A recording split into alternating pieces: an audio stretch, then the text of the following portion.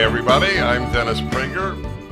With me is Julie Hartman, and that is why it's called Dennis and Julie. Julie, I'm going to tell you something from my heart. Man. I really look forward to doing this. Oh, it's the highlight of my week. It's so much fun. And as I said last time, we do it all the time. We have conversations all the time where we do exactly this. It's still a highlight. It's so much fun. Look, you know what is interesting? And I know this after so many years of broadcasting. People pick up on a lot. You'll find this of interest. You know me and my theories. So here's Prager Theory 8022736. I realized very early in my broadcast career, the vast majority of people are intelligent. And so I came up with a rule for me. Never underestimate their intelligence and never overestimate their knowledge. You've told me that many times. You actually told me that. Do you see that corroborated? Oh, of course. Even when I guest host for you, I see that. The people who call in are very, very intelligent. I talked to you about when I did an hour on Iran, the history of Iran, and all of these Iranian Americans called in, and even non-Iranian Americans called in. They were all so intelligent.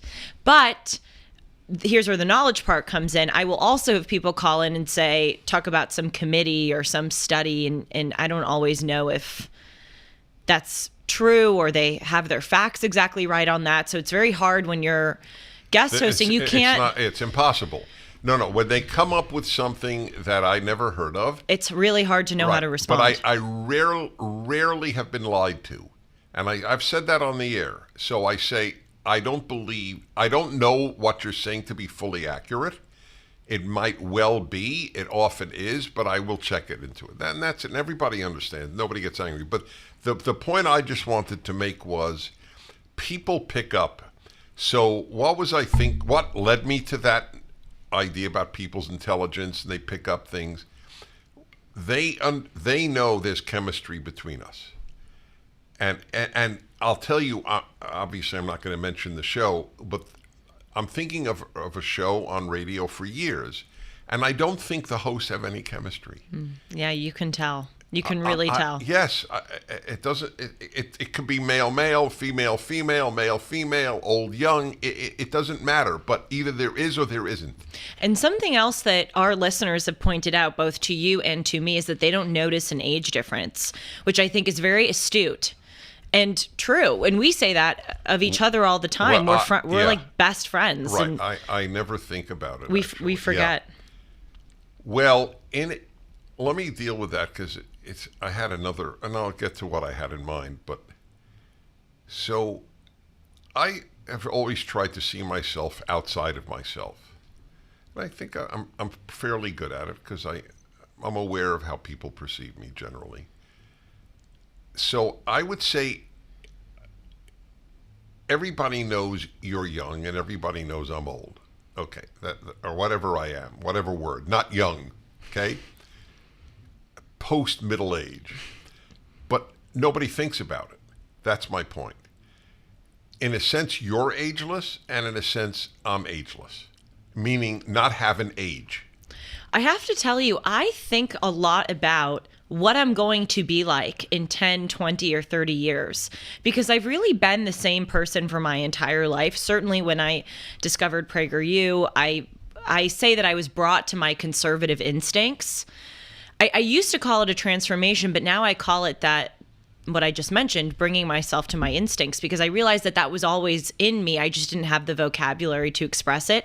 Anyway, that's just to say I think and know that I've been the same person for my whole life. And so it will just be interesting to see if I change at all in the next few decades. I'm sure in some ways I will as my life changes. I haven't changed much. I don't think I'm going to change dramatically. Yeah. So there's a very interesting question that you just raised, which is going to kills me because it's so interesting. It may take up time, but I'm not intending. Let it take up time. Yeah, We've well, got it time. might, but I'm not intending it. But Okay. it is. It's just I don't have a full answer to this question though. But what you said has reminded me of something I've been asking. At what age are we who we become? 6? It's a very good question. 15? It is a very good. See, I don't think I am who I was at 8. Right, of course. But wait a minute. So do you know my story of when I flew alone? Yes, I do. Oh, you do? And so does that questioner who we have to give a shout out to. Oh my gosh, now I'm turning into Dennis. I can't remember his name. The guy who came up with the 50 questions about you. Oh, right. That was one Yes. of the questions about when you flew alone when you were 8. Right, exactly. 7, actually. So just to tell the audience, there's this listener, and I am so sorry I can't remember his name but we'll find it. We'll mention it. Well, yes, he sent me this list of 50 questions. How well do you know Dennis questions? They are really detailed and really spot on. I'm very flattered that the guy knows all of that, including my your favorite Aunt Chippy. Yeah. There was one about his favorite you aunt. gave one away. Oh, sorry. Well, Anyway, listeners of Dennis and mentioned Julie would know. Anyway, go on. My Aunt Chippy. I loved her Go very, on. very much. So, answering, I just said to you, I'm not who I was at 8, but my parents put me on a plane to Florida to visit my Aunt Chippy when I was 7, actually. I flew alone. In those days, nobody escorted you. You boarded the plane just as if you were 57. I'm 7. I board the plane. I fly. My aunt picks me up. Anyway, flying back after I don't know how many weeks, I flew back, and fittingly, and I don't say this at all negatively, my parents came late to pick up their 7-year-old son. Look, I'm sorry. I know that you're not saying it negatively, and I'm certainly not trying to insult your parents. Really? Oh, I mean, I that's love pretty it. bad. I don't think it's bad at all. I think it shows you, seriously, it shows you the time in which I lived. It never occurred to them I was in danger. And they were right. True. They were right. That's True. the point. This is not today.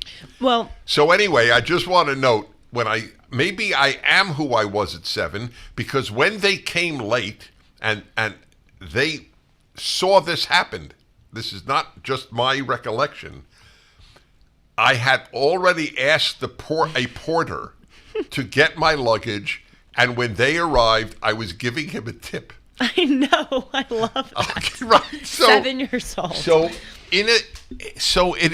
back to our question. At what age are we who we end up as? Well, I'm going to segue a little bit, but it relates to this. You know, I've been also thinking a lot about how am I supposed to use my 20s? This is a very formative decade that I'm in. Formative, I don't even know if it's intellectually or emotionally formative, though I am trying to use it as such, but it's formative in the sense that it sort of puts you on the path for the rest of your life, career-wise, personally. So I'm trying to think, because there's this idea among people my age that we are supposed to use certainly the first half of our 20s to party, to go out every Friday and Saturday, get drunk, have the fun, experiences that you can't have when you're married with children, travel. That, there's this sort of hedonist, recreational centered idea for how you're supposed to handle your early 20s. I view it differently, as I just hinted at a few moments ago. Though sometimes, as you know, I think, am I doing it, am I having enough fun? Am I taking advantage of my youth? But I view this as the time where, again, as I say often on the show, my brain still isn't fully molded, and I can shape it, and I can shape my habits still while I'm malleable. And so anyway, I'm using this time to continue to shape myself. So it does raise the question, am I shaped now? Do I still have I become my full self? I think, for speaking as Julie Hartman, I think I have. I think I am fully myself now, but I'm just sort of fine-tuning the details. But I think a lot of people my age don't think that they have fully become themselves. Oh, if there's that no makes question. sense. Yeah, well, they think that happens when you're 30 or well, 40. so this is it is a rich subject. It's so funny about Dennis and Julie. We did not plan that. This is just us. Again, like I want people to understand. No, So spontaneous, no, so and spur of the moment. They heard it spontaneously develop. So when I hear this question, or when a parent will say to me about their 21-year-old, let's say, "Oh, he's finding himself," and I'm not in any way judging or mocking, certainly not mocking. But I will admit, I don't fully. I certainly don't relate because I knew myself by 21 really well, as you do. But secondly, I don't even fully understand the question, and I don't even think it's a good question. Let me just say, I wonder if you've heard me say this. You probably did, but I'm curious. The question is not who are you. It's who do you want to be? That I knew. I knew that at a really young age. What man do I want to become? Notice the word man, by the way. I knew I wasn't going to stay a boy. What man do I want to become? Not who am I? Mm-hmm. It's so important.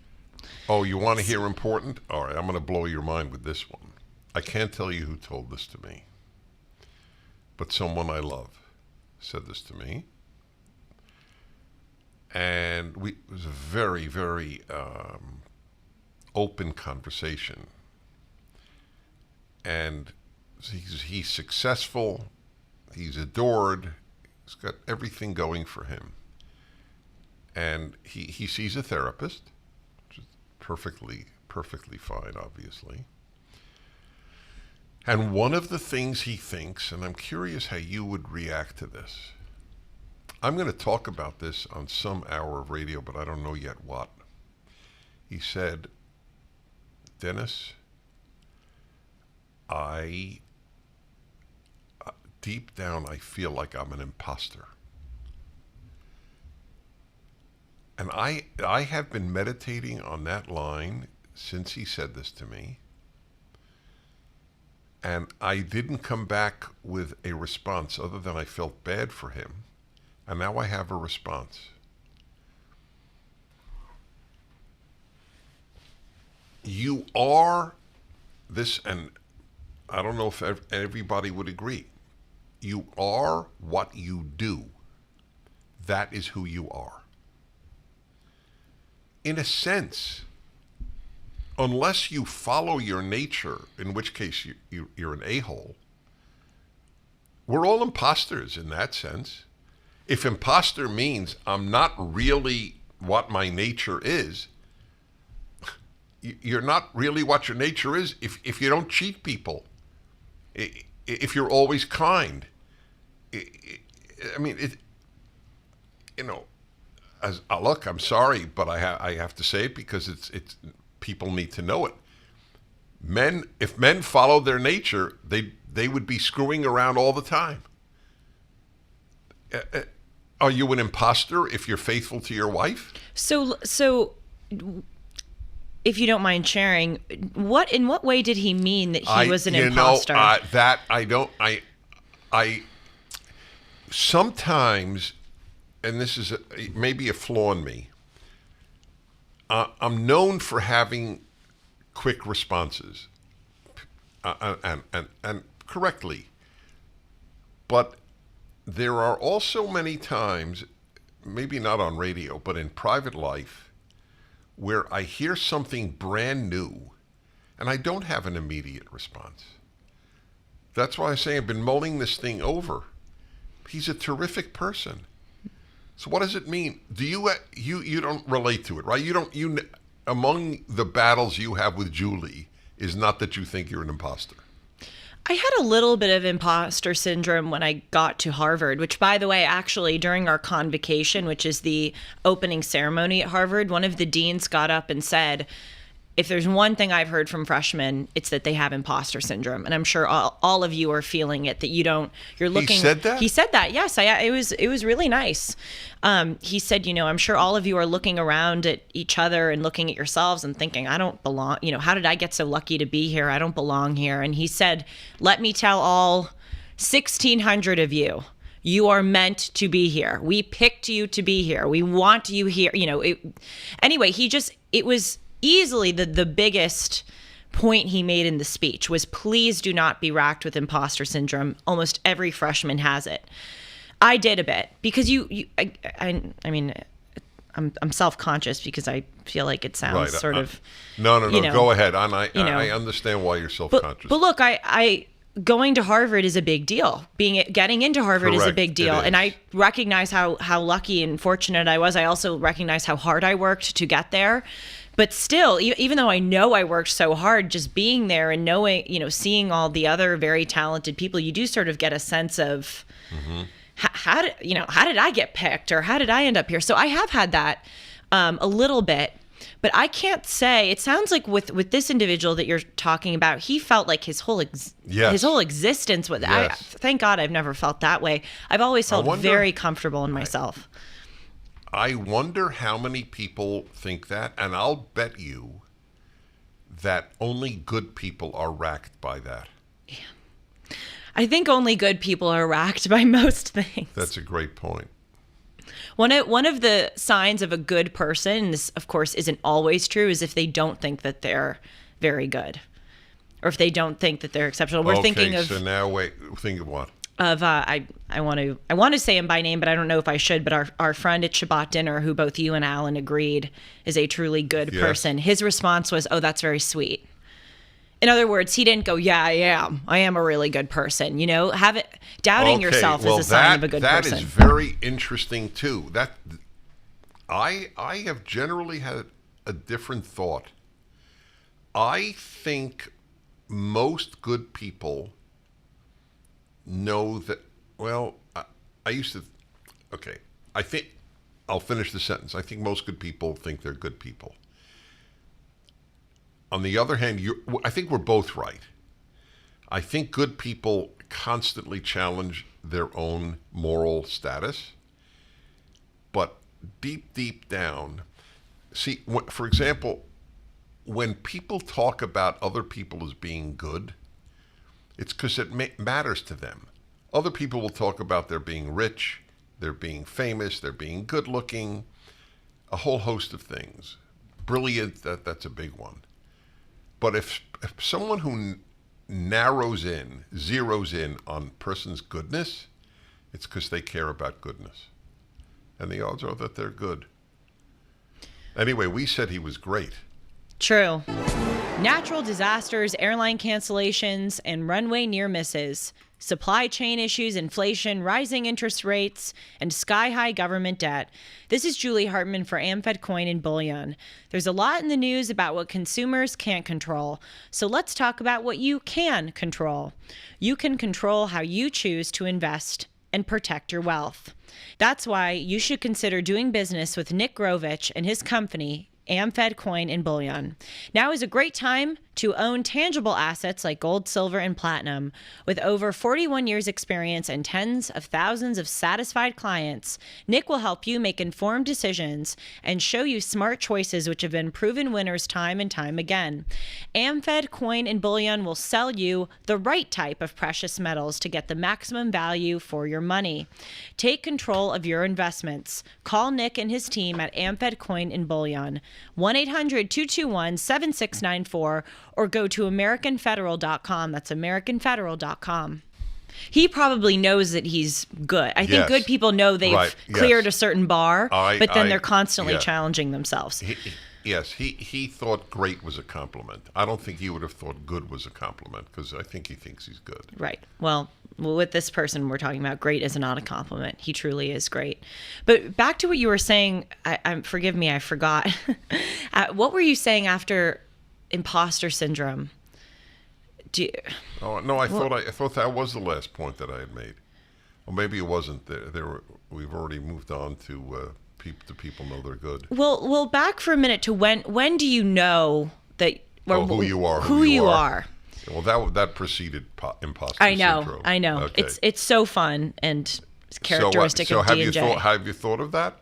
Yes, I have. Again, I hesitate to bring this back to myself, but it's the only way I can speak about it because obviously. But I feel that I've, again, always been the same person, but I've just refined myself. Maybe I think I really became me when I was 20 or 21, the full me. Because even if I went back to me in high school, I was maybe 90% of the way there, but honestly, this is so much of who I am, and I really only discovered that when I was 20, i.e. me being conservative, me realizing that I believe in God, me sort of going in this direction where I want to fulfill my potential intellectually, not just professionally, sort of all of these things that are so much of who I am now. I don't know if that was fully me when I was 19 or 18. I think I was more, back then, I was sort of more accomplishment driven. I thought I wanted to go to law school, thought I wanted to be this big bad entertainment lawyer or Hollywood executive. I look back. Oh, you'd have been really happy. I know. I look back on that and I'm like, was I the same? You know, it's so anyway. But what I think I got so unbelievably lucky because I met the right people and I had the right people in my life who helped me pull out the real me. And I credit you and Prager you so much for that. And it's sad because I think that people can become their full selves, reach their full potential, refine themselves morally, but a lot of them don't have good people around them or good influences to help them do that. So you now have hit one of the only sad things in my life. And you couldn't put two and two together here. It's really more 100,000 and 462,872.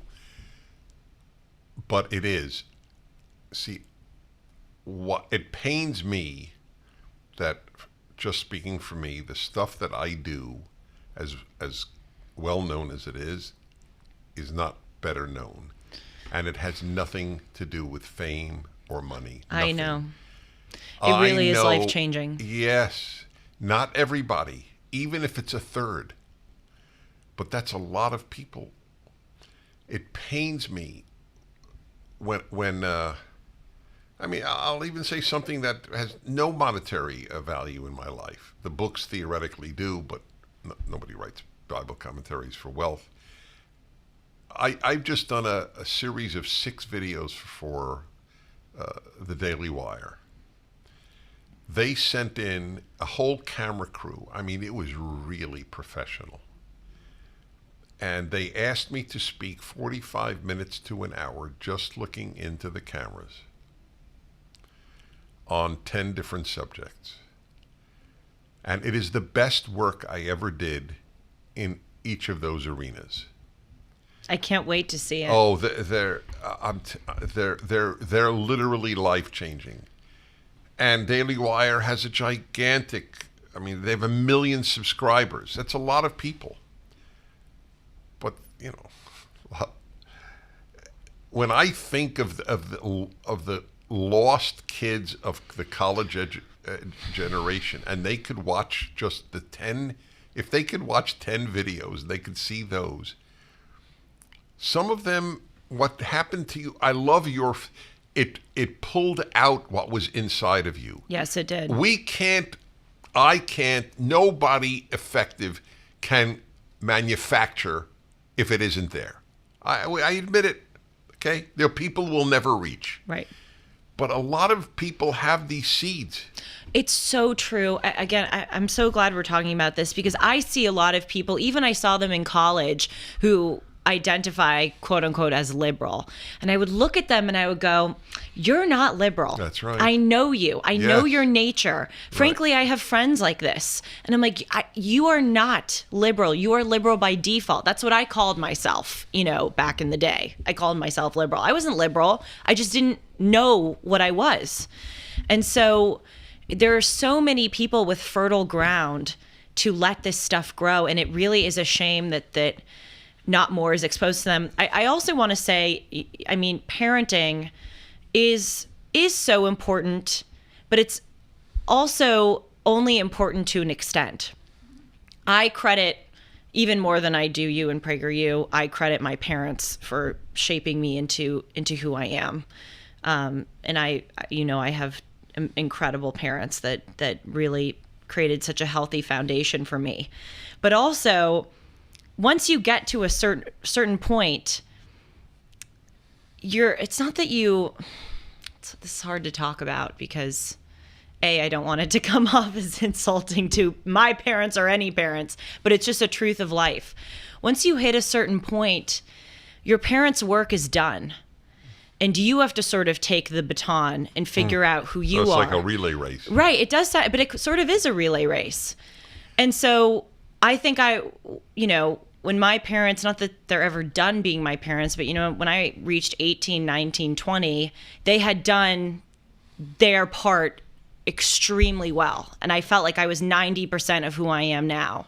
But that 10%, I think, really was finding PragerU, finding you, refining my values that helped sort of kick that over the edge. And similarly, there are a lot of people who go to college and maybe their parents, like mine, have done the best job bringing them up to that point, and then they get to college and a lot of that is unraveled. And they sort of revert, or they, go down a dark path. So that's why it is so important.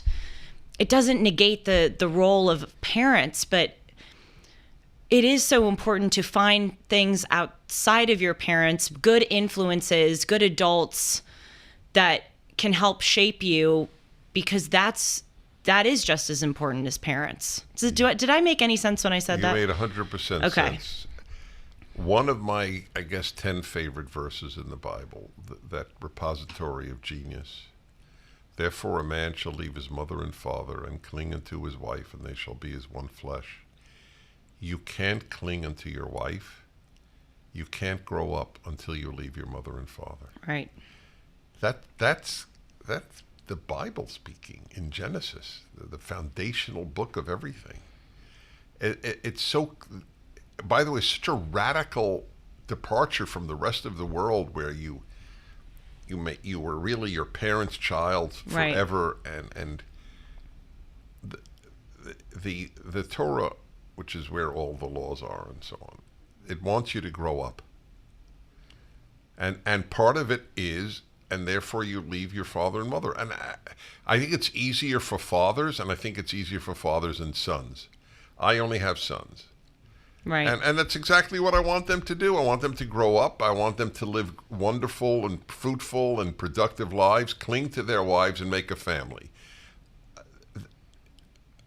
It doesn't diminish my love in the least. It's just that I know that my role, look, I will always have a role, and should, as their father.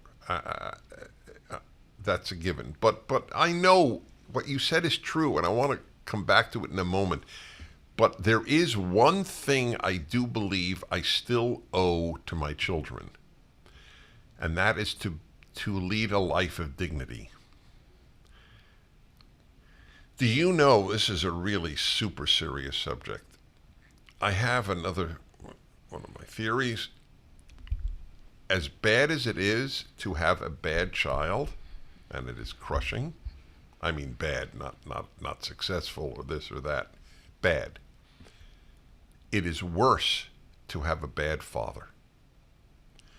And my proof is, parents of bad children do not kill themselves. Sons of bad fathers kill themselves. It's true. Like one of Bernie Madoff's. And who was the guy who sent the people to murder Sharon Tate, and oh God, everybody listening is going to come yelling the words out. Anyway, his son committed suicide. You're right. So Charlie Manson, thank you. Oh, yes, of course. Charles yes. Manson. So I do feel, and they probably don't think about it, but the sort of role that I now have is model, which a father and a mother, but especially a father always has till he dies, is a model. That's a big, big, big deal. And my other lighter sounding, but not all that less significant, being no trouble in their kids' lives. That's something I always thought growing up. Always. I said, mostly because of my sister with severe autism, I said, even in times if I can't be a total joy to my parents, which was always my goal to be a joy and a distraction to them, I am never, ever going to cause them problems. At the very least, I'm just going to be neutral.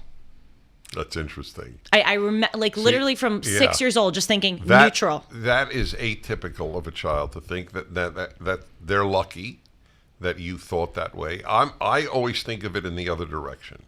Parents should be easy in the lives of their children, but you're entirely right.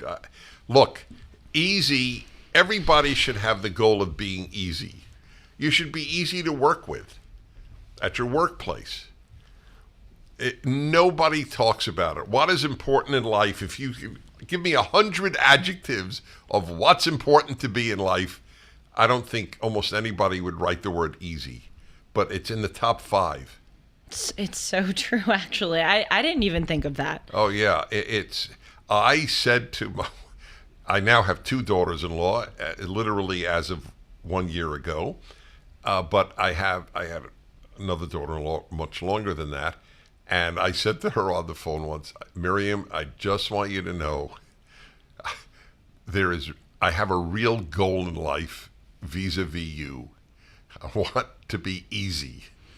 Well, my dear, you are easy to everyone in your life. You are one of the easiest people. Okay, that's a conscious goal, just for the record. Oh, I know it is. Oh, I know, knowing you, that it is. I know that I tell you, you are a remarkably healthy person in every way. And I know that that's been conscious, and it has taken a lot of work. By the way, thank you. It's all true. Okay, Well, it's true. I have work. You don't have a temper. You're not jealous. You're not. Right. You don't have expectation. There are a lot of ways that you. Well, I've really worked on me. Even going back to what you said about that Buddhist, not having any desires or expectations. Well, yeah, but I have desires. Of course, you're saying it applies to the second, but that shows that it wasn't innate in you, that you learned it and you refined yourself and you became that healthy person that doesn't have expectations. So, do you know my story about my high school basketball coach? Oh, yes. Yeah. It's in the 50 questions. It is? Yes. The scraping the bottom of the barrel to get you on the team. God, I gotta pull up that guy's name. Right. So I was 16. Mm-hmm. When the guy insulted me in front of the entire basketball team of my high school. We scraped the bottom. We're not going to do well this year. We scraped the bottom of barrel. Prager made the team. And here's the point. I remember my reaction, and that means I was already formed. My reaction was, this guy is an a-hole, except I used the word in my brain. But he's right. That I could say that and not mope at 16, being insulted like that in front of the whole team, that was a good sign. Definitely. What people don't realize is that you and I believe as recently as last time talked about how it's you choose whether or not to be offended. I've always viewed getting offended by things as just enslaving yourself. You're just harming yourself by doing that. Even when someone, it happened, unfortunately, to be true, what that guy said about you, the basketball player. But I wasn't. But that's the point, though. I wasn't offended. No, I'm saying. I know you are. I'm backing you up. So in that case, it was true what the guy said to you, and you went, okay, it's true. I'm not going to get offended by it. But even when people say things to you that aren't true, of course, it's natural to get offended or upset. But whenever that happens to me, I just kind of look at the person and I'm like, that's your problem. And if I'm going to let this ruin my day, well, I'm enslaved. Like I'm only harming myself. Right. I'm only harming myself. Or even when someone has done you wrong and you hold a grudge and don't forgive them. Of course, there are exceptions. If someone has really done you wrong, you should hold a grudge and not forgive them. But I think, again, I'm making life harder for myself by carrying this around. It's oddly a selfish thing to do to forgive the person, or a selfish thing to do to not be offended. I don't want to walk around a bitter, angry, upset person. That's right. So just rid yourself of it. Don't enslave yourself. Anyway, but back to this point, which I suppose has become the theme of our episode. When do you know if you are fully formed, or when do you really become who you are? And of course, there are nuances we're talking about with that. It's more important to become who you want to be. By the way, there are different questions. Not when do you know you're fully formed. We're never fully formed. The second way you put it was the right one. At what age are you what you are now? So what's your theory? On what age? Yes. Different people's answer. It's a very tough question. That's why I posed it. I said I didn't have an answer. Look, so I know my boys, and I know me. They're the only humans on Earth I know from early on to adulthood. Right? Who else do I know? I know my wife from her childhood. I knew me and my two children. I would say now I've never really thought of it. It's a good test case. So it's clearer in my older son. He really, I think he was who he is at a very young age. Now that I think of it. And the younger one, it's very tough to know because he was into drugs and alcohol from a very early age. He was born to a meth addict, and there were other issues involved. So it's hard to know. I think the real person. I'll tell you this. I'll give you an answer on that, a tentative answer, which is why drugs and alcohol are so terrible. The addict isn't who they are till they're sober. Mm. That's a killer. So I have another follow-up question. Do you think that people can be who they are if they are crippled by circumstance? Again, to make it personal, I think about my parents and what they've had to go through with my sister with autism, and they have truly gone through hell with her and her care, just decades of hell. I'm sure in some ways she has. I know in ways she's prevented them from doing things, and has certainly been an impediment to their happiness, and even prevented them from doing things like traveling, because they have to stay in Los Angeles to be near her. But what I will say about my parents, and is a huge credit to them, is that I don't think that they let that really hold them back from living their lives or being the real people that they are. It never really diminished them in the way that some other people who have children with disabilities, it lets them diminish them. And by the way, I say that with no judgment. It's remarkable the way my parents have tried to steer clear of letting it completely ruin their lives. As I said, there have been times where it's impeded their ability to be happy, but it's never fully diminished them. So in other words, I guess, again, the question is, can you be your full self despite certain curveballs and tragedies that you have. Well, that's Viktor Frankl's theory. The only freedom we have is how we react to what happens to us. And he said that having gone through a Nazi concentration camp. I read it in high school, and it was a life-changing book.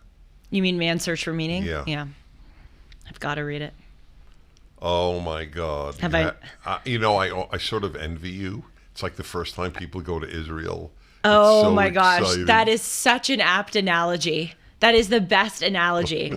It's the first time people go to Israel. That is a Right. life-changing experience. Oh my gosh, I'm excited to read it. I'm reading this Islam book right now. I don't know why it's on the table, and of course your Rational Bible, but maybe I'll put his book before those. Just when you thought it couldn't get any better, Mike Lindell with MyPillow is launching the MyPillow 2.0. When Mike invented MyPillow, it did everything you could want in a pillow. Now, nearly 20 years later, he discovered a new technology that makes it even better. The MyPillow 2.0 has the patented adjustable fill of the original MyPillow, and now with a brand new fabric that is made with a temperature-regulating thread. The MyPillow 2.0 is the softest, the smoothest, and the coolest pillow you'll ever own. For our exclusive listeners, the MyPillow 2.0 is buy one, get one free with the promo code Hartman. MyPillow 2.0 temperature regulating technology is 100% made in the USA and comes with a 10-year warranty and a 60-day money-back guarantee. Just go to MyPillow.com and click on the radio listener square to get the buy one, get one free offer. Enter the promo code Hartman or call 1-800-566-6745 to get your MyPillow 2.0s now. A woman called my show on the Happiness Hour, the last Happiness Hour I did. I don't remember calls. It's not possible. Thank God there are so many. So if I remember a call, Says it something. really made an impact on me. This happened in the last edition of the Happiness Hour, my Friday second hour. My subject was envy and how it's such a powerful force in so many people's lives. I thank God not in my own, but I know that it is very powerful in most people's lives. Then I want to give you a biblical thing because it gives you the genius of the Bible. But woman calls up, and it was the first call I took because I knew it sort of challenged my thesis of not being envy, and I love challenges. The woman has lost both her daughters. They both died. One of suicide, and one literally overnight of a brain aneurysm out of nowhere. That's how aneurysms, it's a frightening thing when you think about it. They just happen and you die. And she said, so Dennis, you'll understand. And she said this with no bitterness, not even any self-pity. She says, you'll understand why I envy parents who still have their children. Oh, of course. And she spoke about in the case of the woman with the aneurysm, she left two children, 8 and 10. So I said, of course, I totally understand. I said, but I'd like you to answer this question. There are a lot of people who have children who don't have children. The children don't. They don't have grandchildren, and you do. Are they right to envy you? This was your response to her? Yes. Oh, wow. And what did she say? Yes. She was honest, and I was honest. But I'm sure she never thought of it. She only thought that she envied people who had children. But what about the people who want grandchildren and envy her? That's true, but I think losing 2 children No. leaves a far gaping hole than No. than not having grandchildren. But yes. I take your point. Oh, but you're right. Of course, that's true. Death is death. you can't lament not having like you lament dying. I Right. get it. However, I will tell you that it is an ongoing pain in many people's lives if their children don't have children. I mean, big time. That's fair. That's not something I would know. You wouldn't. And I wouldn't know until I became of grandparent age. Oh. And people open up to me about it. And, wow, you know, Dennis, you got it good. You got 2 grandchildren. And I don't walk around thinking I got it good. I have 2 grandchildren. I love them, but I don't think, oh, how lucky I am to have grandchildren. Right. But they do. It's a good point. Any more than people walk around, I'm lucky my kids didn't die. I mean, if you ask me, of course I know I'm lucky my kids didn't die, but I can't walk. It's not even healthy. You can't walk around Right. every day, oh, my kids didn't die today. It's a little sick. Right. So I was very, if I may say, I was very proud of my response, that I came up with that immediately and made her realize she is the object of envy. The woman who lost her 2 daughters. Yes. It's a very important point that people who envy are also the objects of envy. And also, Yes. When you said that you were talking about envy during your happiness hour, my first thing was the typical, I thought of the typical ways that we think about envy. You envy someone for being smarter, for being richer, for having, a seemingly more glamorous or fulfilled life. But there is this other category of envy in the sad realm, in the realm of Well, there's an grief. antidote. Sorry? The realm of grief and loss. Envy goes into those realms of life too. I think of envy as only existing in the sort of materialist. Are you referring to what I said to the woman, or No, I'm just saying when you brought up that you were talking about envy on your happiness Yeah. hour, what was going through my mind is, you were talking to people, don't covet your neighbor's bigger house or right? their Okay, but more money, but all right. this is a very serious part of envy. Right. So this is the genius, again, of the 10 Commandments, which I've written so much about, as you know. I do. The 10th commandment is do not covet your neighbor's house, your neighbor's spouse, your neighbor's animals. We would say, instead of animals today, property or whatever. Right. Covet is not envy. Covet comes from envy, but it is not the same as envy. There's no law against envy in the 613 laws of the Torah. So what is the difference? You've explained this to me before. Yes, I can't remember. covet is not, I envy my neighbor's house. Fine, envy your neighbor's house. It's not healthy, but nobody's hurt. Coveting your neighbor's house means I want to take it away from my neighbor. By the way, all of leftism is built on coveting. We resent. See, there are 2 ways to react to your neighbor's bigger house.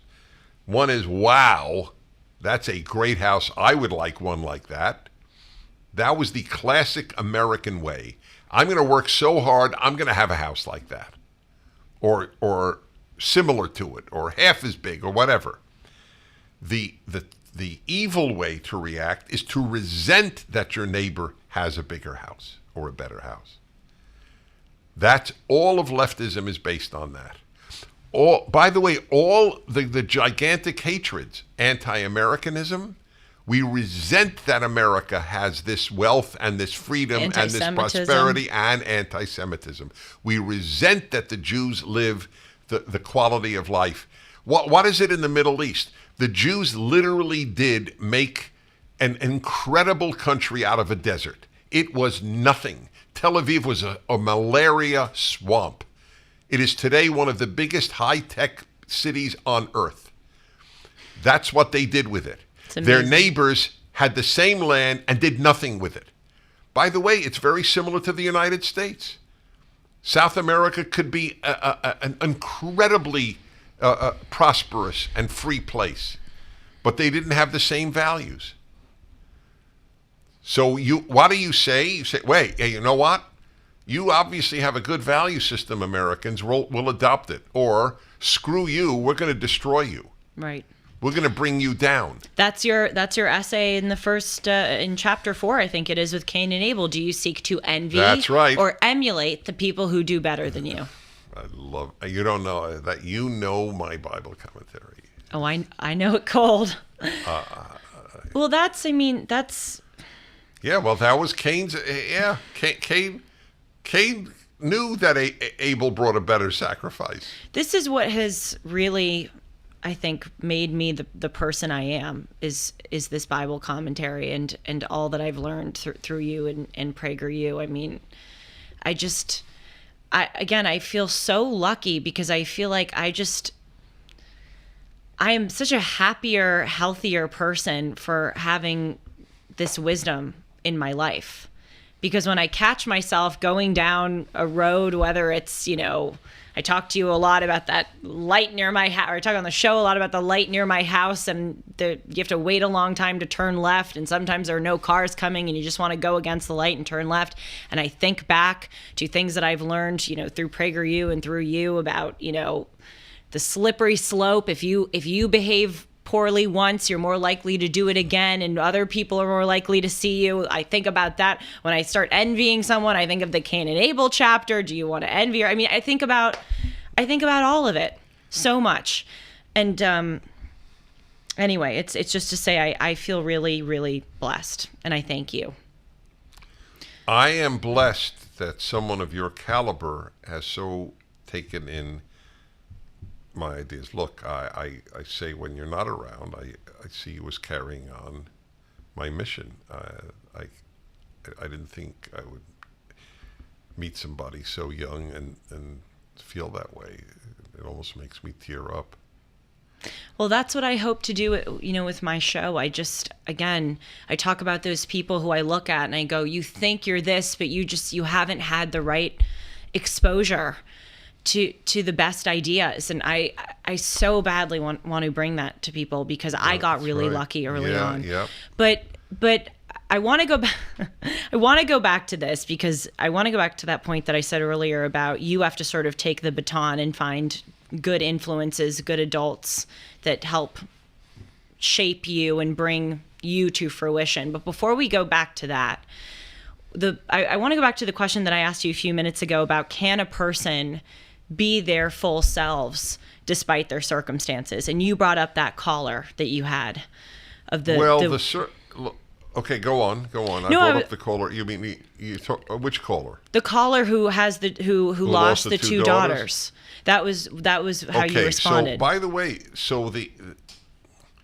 they're not separable because circumstances help form us. So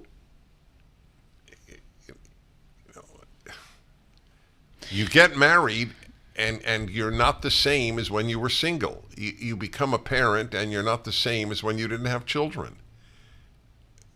So that's why my question isn't who I am, it's what do I want to be? I knew I wanted to be married. I knew I wanted to have children. It was inconceivable to me I wouldn't marry. It is not inconceivable to most members of your generation. Maybe they will, maybe they won't. That is that not fair? Oh no, I'm shaking my head because it's sadly true. So that is a sea change. I know, it is. It's really sad. I would have sooner imagined myself an accountant than a bachelor. And the only reason I mentioned accountant is because I have no ability with numbers. But I could have made it. But it was inconceivable, Dennis the Bachelor. Well, you just said about how your circumstances form you. That is really, really important because even the way that I phrase the question and the way a lot of people think about circumstances is that they work against you. But actually, they can facilitate your reaching your fullest potential. I know the hardest parts of my life, I've thought about them as, how is this an opportunity for me to transform myself? This was put into my life for a reason. I could view it as holding me back, or I could view it as a way that's going to push me forward and teach me something, or open me up to something that I wouldn't have been exposed to before. That's very, very important. That's right. Well, that's our freedom is how we react to what happens. Right. Or you incorporate it in a positive way into your life.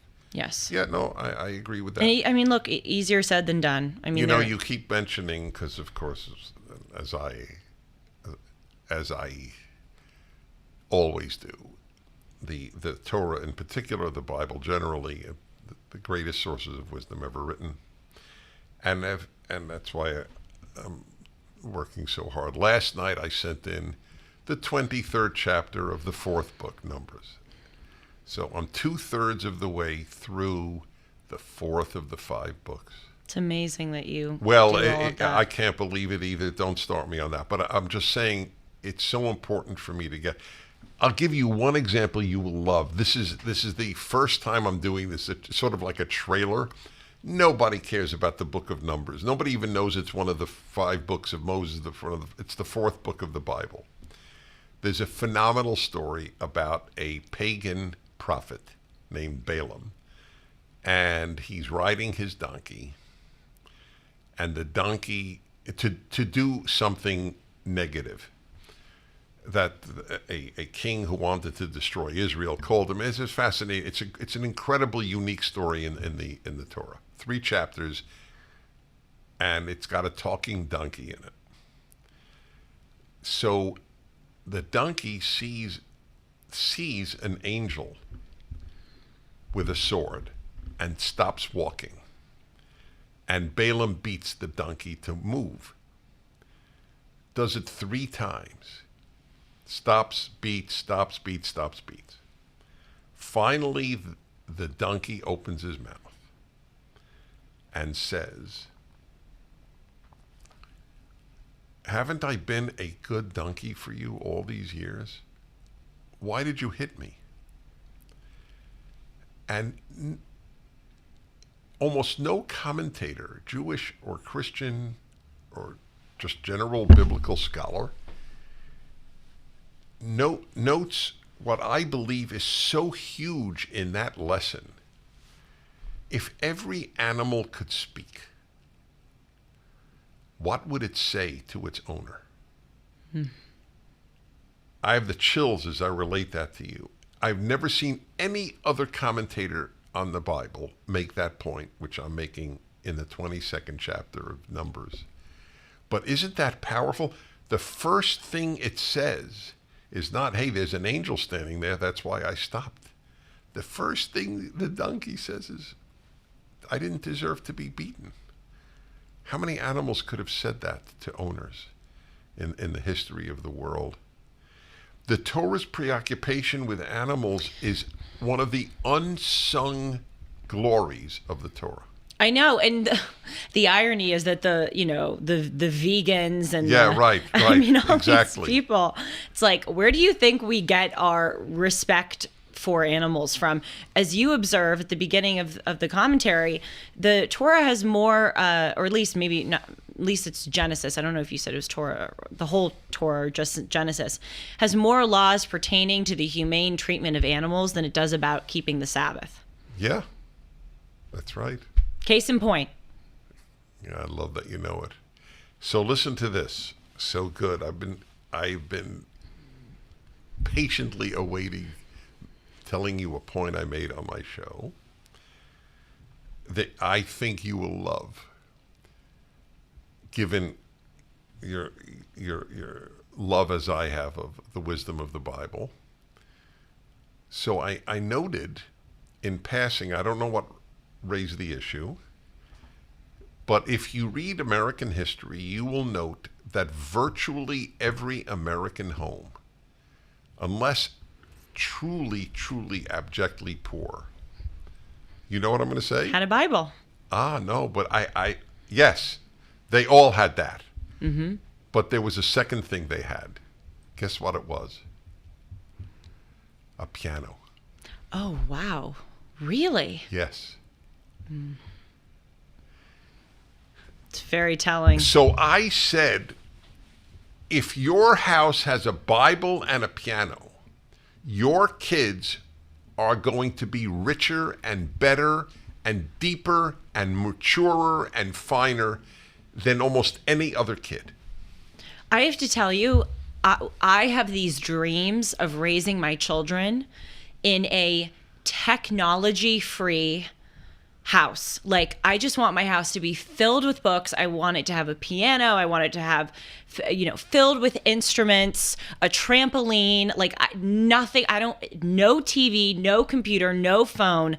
I think about like having a house that would be indistinguishable from one in 1940. I mean, because I think that stuff is so rotten, and you are so right that it leads to a richer life. If you have all of those boring things. Yes, piano and Bible. Gosh, I have to tell you, when you said it, it gave me a pang in my heart, because I used to know how to play the piano and now I don't. I should take it up again. Yeah, but you know what? Look, I taught, I didn't teach. I mean, I gave my son trumpet lessons. He wanted trumpet. I didn't give a damn what he played. How did you know how to give trumpet lessons? I didn't. No. I had him a trumpet teacher. Oh. Are you kidding? I don't have a clue what to do with the trumpet.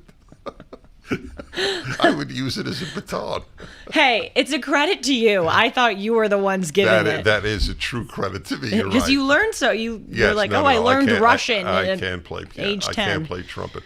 Do you know his trumpet teacher showed up at a speech of mine about 5 years ago in South Carolina? Oh, really? And I embraced that guy. He was about as sweet a human being. And by the way, there's a good example. A healthy parent so aches for their kid to have healthy adults in their lives other than themselves. My parents with you. That's exactly how my parents feel touched. With you. I hope that's true. I'm sure if you say people ask me, I think it's worth talking about here. People ask me, how do your parents feel about your relationship with Dennis? Because, you're a very significant adult figure and mentor in my life. And I have to say, my parents love Dennis. They love my relationship with Dennis. They know that you and I, you're not a replacement, of them in any way. There's no such thing. Can't be, right. And they say to me, because I bring it up with them sometimes. I go, I want you, So do you know how strongly I identify with what you're saying? And I'm so happy, of course, that your parents, to their credit, feel that way. I, very early on, before I had kids, people would thank me, or they would say, oh, well, my son, my daughter had Dennis Prager in his or her life. Because I was teaching kids from a very young age. And I remember saying periodically, I hope my kids have a Dennis Prager in their life. Really? I swear to God, before I ever had kids, I knew how important another adult is. Oh, again, it's what I was saying earlier. You have to, when you get to a certain age. I'm not Dennis Prager in my kids' lives. Yes, your dad. I want them to have your dad. one. That's right. My parents say to me, "We're thrilled that you have another adult in your life who loves you, who cares about you, who wants to help you succeed." Yes. I mean, they say, why would we hate? Why would we be threatened? Well, some would, that? But they're not healthy. Okay, but right, exactly. But you, the more, the merrier. Our listeners know that we represent two very different generations. One comes from a generation that embodied the American dream, and the other comes from one who hardly believes it's possible anymore. But the American dream is still possible, and investing makes it easier. That's why I'm excited to introduce you to my friends at Monorail.com, America's investing app. The investing app made by patriots for patriots. Monorail loves America, and they're true conservatives who will help you invest money in companies that love America too. They take the guesswork out of investing. Link your bank account to the secure Monorail app and start investing with as little as $5. Monorail offers fractional shares in high-priced stocks so that you can be a big player without the price tag. It only costs $3 a month, or save money and buy just $17.76 per year. Catch that? $17.76? I told you they love America. Pro-investment, pro-American money movement, and pro-American dreams. Monorail.com. Download the app today or go to monorail.com to get started. You need, again, going back to what I was saying earlier, you need other adults in your life to help sort of carry you morally and intellectually forward, because your parents can only do so much. And to your point, what you just said, I'm not Dennis Prager to my parents, or to my children, excuse me, I'm their parent. Like, sometimes you need other adults to point things out to you that if your parents pointed out to you, it would just annoy you. Oh, exactly. I mean, I'm just being honest about that. There have been parents who have said to me, Dennis, do me a favor. I'd like you to introduce my son to this young woman. Oh. But if I introduce them, he'll never meet him. He'll never meet her. Totally. But if you do, they'll take you seriously. As much as I have an incredible relationship with my parents and I adore them, there are some things that only other adults can tell me, or, And that's what you it want. wouldn't annoy me, right? No, that's what, when Hillary Clinton wrote her Yes, book. I knew you were going to bring this up. It's so true. Go ahead. No, you please. I'm sorry. I interrupt. Because I know. Anyway, I'm sorry. I love that. Anyway, she wrote the book, It Takes a Village, right, to raise a child. And when she published it, I said on the radio, I agree with her. I just don't like her village. Right. I prefer my village. But of course, Right. It takes a village to raise a child. Yes. There's no such thing as only parents. It's not possible. I was also thinking recently, I mean, again, not to beat a dead horse, but how often I think about how lucky I am that you're in my life and I have this incredible personal and professional situation. I mean, it's just, my cup runneth over. But I think about, really, like, you don't see a lot of instances of mentors anymore. I mean, again, it is such a credit to you that you took me under your wing, the way that you continue to do so, and you really have taken it as a responsibility to mentor me. And I'm really overwhelmed with gratitude. But you don't see that anymore. You know why? Because people want to stay children. That's the reason. You don't see adults doing that to kids. You're saying that adults want to stay children. Yes.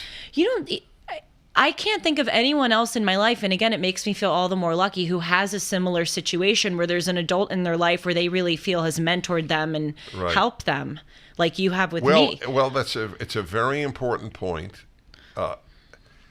I have gotten the line, remember, I'm on radio now for 40 years, so I've gotten this line almost from the beginning, and I was 34 when I began. 34? Yeah, no. Yeah, 40 years, right. Yes, and I would say starting at 40, guys would call up, this because it's a guy thing, guys would call up, Dennis, you're like a father figure to me. Guy would be 10 years younger than me. By the way, to this day, I will get that from guys 10 years younger than me. You can't be a father at 10 to the best of my knowledge. And I remember thinking, I'm too young, I would think, aren't I too young to be a father figure? And then I thought, why am I too young? That's absurd. And then I thought, you know what? That's great. And then I thought more. Every man should aspire to be a father figure to young men, younger men. Yes. But they don't. I remember, and this is no knock against him at all, there was a very, very famous basketball player. He's still with us, I believe. Larry Bird of the Boston Celtics. He was a legend. And there was an article on him, and he said, I'm getting older, and I got to say, when a kid comes over to me and goes, Mister, what, you got the time? What? This was before kids walked around having the time on their Yes, thing, I've never heard that sentence uttered. Yes. It was very, very common because the adult would have the watch and the kid didn't have a watch. So, Mister, you got the time? And he says, he goes, something to the effect, I'm not all that comfortable being called Mister. by a little kid. People, and it's no knock on Larry Bird at all. He didn't want to be called Mister? Huh? He didn't want to be called Yes, Mister? that's right. Yeah, because that That's meant, well, it meant he was an adult. You don't call a 15-year-old Mister. I don't know. I view that as a little odd. I think it's nice and respectful for a kid to call you Mister. Of course it is, but it meant that it was a certification he's an adult. He's not a kid. You don't call kids Mister. Simple as that. But you have to raise children to aspire to be adults. That's not done now, any more than the piano and Bible combo. But wouldn't that be a great? I have the word in my Experiment? mind is crusade. Oh. But I'll use the word crusade, but probably a better word than crusade, because that sounds like you're almost at war. Wouldn't it be a great mission, task, job to start that? Every home should have a piano and a Bible. See, if it just says Bible, they think you're just some religious advocate. But if you say piano, but you see, and by the way, it's symbolic in another way. I'm loving this. I'm thinking it through with you, because they represent totally separate realms in a sense, the religious and the aesthetic. And the kids get neither today. There is no aesthetic beauty. Yes, it's true. Your generation has not experienced aesthetic beauty.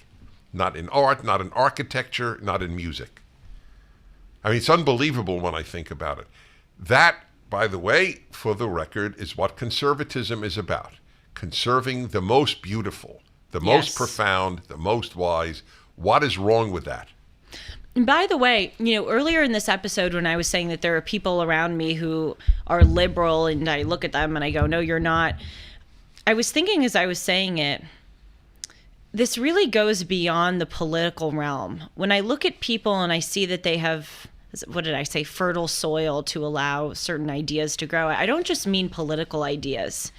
I mean being opened up to the world in the way that we're talking about now. And again, I know I keep repeating myself, but that's something that I really found and discovered, kind of coming into this world with people like Robert Florzak, who's this great artist who opened my eyes to the beauty of classical art, and that you don't need to be an expert to appreciate a painting, PragerU does these videos. Robert Florzak, doesn't he do videos for PragerU? That's where you found him. And yes, they do a book club, which has been so interesting. And I feel like part of being, what you just said about how conservatism conserves the best. One of the things I love about conservatism and what it's done for my life is that the political part is actually such a small part of conservatism. That's right. And that's what people don't understand. It's a huge, and that's not true of liberalism. No. And that's not true of leftism. Liberalism and leftism, the political is the entirety of it.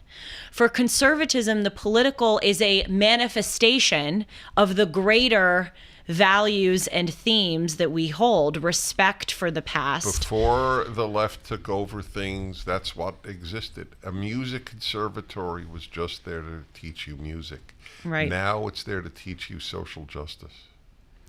I feel like my whole world has been opened up because of being conservative, because I have an appreciation for. Isn't it it's amazing. Exhilarating? Look, again, I know this is odd, but I have this book here that I stole from Dennis's library. I love going to your house and looking through your books. It's like an archaeological dig. Going through all the different books, and I steal some, but I always return them. This is Bernard Lewis's book on Islam.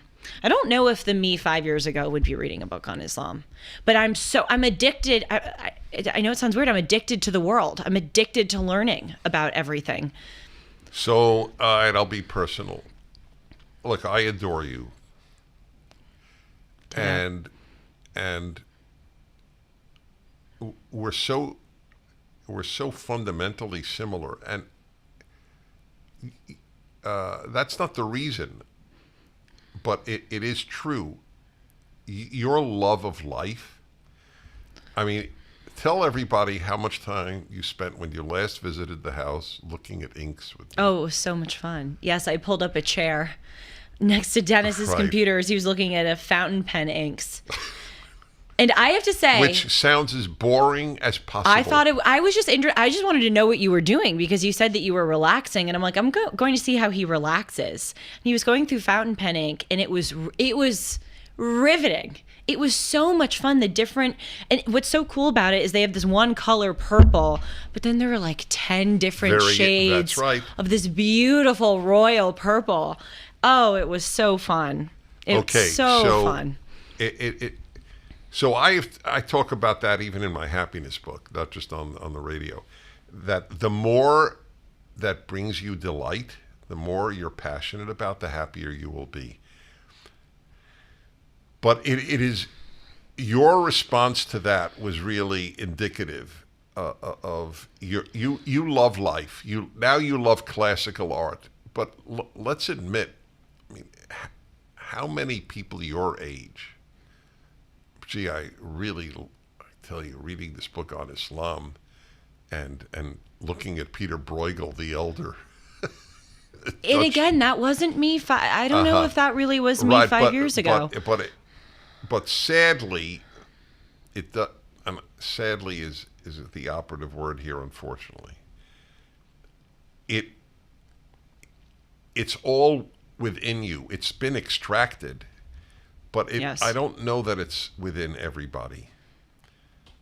I think everybody could love more about life than they do now. Yes. But I don't know. But I'll tell you, though, what makes me think I may be wrong, and if you do it early enough, you can cultivate love of life in almost any kid, unless they're major psychopathological impediments. So I had a Prager Force young girl on my radio show today because we're doing appeals for PragerU. By the way, PragerU pays good money to the radio stations to allow this. This is not, I don't use my radio to do this for free. Anyway, so I had this 17-year-old girl on. I don't remember, what state was she in? I don't remember, nor is it important. She was in Texas? Oh, yeah, San Antonio. That's right. She was in San Antonio, Texas, correct. Within 1 minute, I said to her, I think it was my first question, or after she started speaking, so my second question, said, I'm just curious, why are you so mature? And she didn't go, oh, thank you. Oh, that's so sweet. She goes, oh, because I was homeschooled. Oh, yeah. By the way, and I knew it, and I said, if I had to bet my house, I would have bet she was homeschooled from the moment she opened her mouth. I used to be so against that. Why? Oh, because I thought it was ridiculous. I thought, you're going to take kids away from school where they meet other kids, and then you're going to confine them to the home where their parents teach. I just didn't understand it. I didn't get what it really was. And also, that was back during the time when schools were vaguely Educational. okay. Yes. Vaguely educational. Vaguely. Yeah, exactly. Now they're just hubs of leftist indoctrination camps. And worse, and somewhat sick. You'll decide if you're a boy or a girl. Well, that's what I mean. I mean, the leftist indoctrination camps. I know you meant that, but I'm just saying They're sick. It's worse. It's not just political. It's Right. every aspect of life. Right. This girl. Oh, there's another thing. This girl radiated happiness. These kids, I have a term for homeschooled kids. Nothing applies to everyone. Okay, I know that. There are non-homeschooled kids for whom this is true, and there are homeschooled kids for whom it's not true. But the generalization is what matters. They are not jaded. Most people your age and much younger, already in high school, are jaded. They're jaded because they make themselves jaded. They're jaded not because they actually were in life jaded. They contrive these narratives and myths that they have been oppressed and that they have a reason to be jaded. It's a personality trait for people at this point, a learned personality trait. And their innocence has been shattered. That also makes them jaded. Yes, that's true. Well, again, I was so lucky. I really had a very lovely, innocent childhood. And I think a lot of people my age had pretty innocent childhoods, but I cannot bear to think about what the 4, 5, 6-year-olds right now who are getting drag queen, twerkers in front of them. I can't bear to think what they're going to be like in 20 years. Talk about jaded. Talk about having their innocence robbed. I didn't have drag queens twerking in front of me. That's exactly my point. Yeah, twerking is the term I should use now. No, because that's what often That's is. what they do. And Sue, your wife, so at last Shabbat dinner, there was Sue, who's the researcher extraordinaire. There's nothing that woman doesn't know. She had this video that she found on Twitter of these sick people. I mean, I don't know if it was at a bar or somewhere, but there were all these adults, and they had this little 4-year-old girl in a chair in the center of the room, and this big thug drag queen was twerking and dancing around the 4-year-old, and Sue passed it around for all of us to watch. And she said, "What do you see about this video?" And the thing that was so clear, and my heart aches as I say it, because I can picture that girl's face. Everyone in the room, all of the adults in the room are laughing and smiling. They have this sicko, evil face. And the girl, she looks uncomfortable. And she has this deep, again, it's actually getting me a little emotional thinking about it, because it's just evil what they're doing. She has this look on her face of, I know that this is bad. I know that there is something really sick about this. That's right. And again, she's all of maybe 4 or 5 years old, but she has that instinct that it is wrong. If adults don't present admirable models, it's very bad for a child. Yes. They yearn for admirable models. It's a point, at least for me, I'll conclude on, and anything you want to add, obviously. This is new. This is a newer insight in my life, relatively recent. I think it's more important, and I didn't used to think this.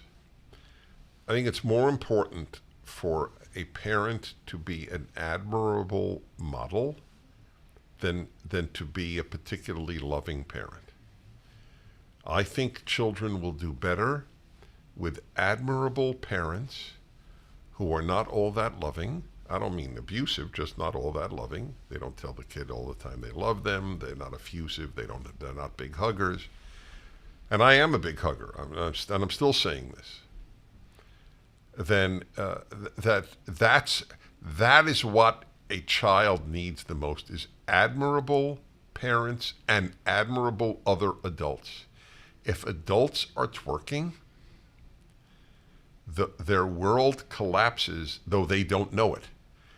That girl's face seemed to say, I know there's something wrong. Yes. But most kids, either they'll have that face or nothing. But to have, you could say whatever you like, but a drag queen dancing in front of you is not an admirable model. Men wearing women's clothing and taking some of it off during the course of their dance or routine or read, this is not admirable. It is what it is, and if adults wish to enjoy it, look, I'm libertarian on sexual matters. I don't think strip joints should be closed. If people want to go, they should go. But I don't want to take a 5-year-old there. Keyword adults. Yes, the keyword adults. The final thing I will add, and it's a bit on a more optimistic note, is, I agree with what you said a few minutes ago, that this was really brought out in me, this this curiosity about the world. As I said, I'm addicted to learning about the world. And you said it's not always, the case in others, or maybe not to the same extent. I totally agree. But I really think, and I know that you'll agree with me here too, that there is so much more that people could be learning about the world that would interest them than they are now. And it really does start young. When people say that they're bad at school or they're not, I don't buy that. I don't think that there are people, for whom learning comes easier than others, but there are so many lost souls out there who wander around and they have no idea what they're missing. If you just look up and pay attention, the world is so cool. I just did it 30 minutes on my show Timeless about owls. Owls. They are the coolest animals. The coolest. Oh my God. Aren't they amazing? I agree with you.